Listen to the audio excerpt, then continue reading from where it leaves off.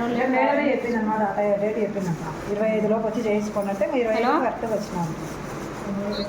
మరొక్క మరి పిన్ని అయినావమ్మా. నొప్పులు అట్లేం లేవా?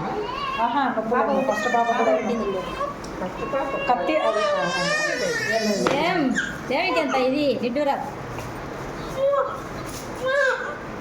మరొక కూతురు పుట్టింది. మేము కూడా ప్రార్థన చేసినాం మా గుడ్డతో. మీ బావ కూడా చేసినాం కూడా.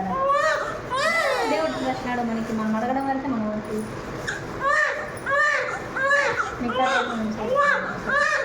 బాగుంది. గుండె తెల్లగా ఏమో చెప్పరా ఏం చేస్తాను అది ఇప్పుడే